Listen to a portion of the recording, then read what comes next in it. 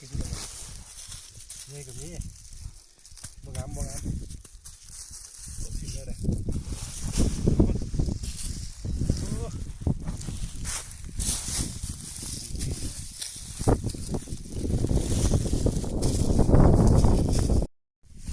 คนเก็บบ่เบิดครับที่เขาเก็บบอกแล้วโอ้ยไม้แตกแล้วพี่น้องโทษเต้นหัวหน่อยแล้วพอดีพูดเลยครับถูกไม้แตกก็ดีไม้แตกแล้วไม้นึงก็เก็บเอาอยู่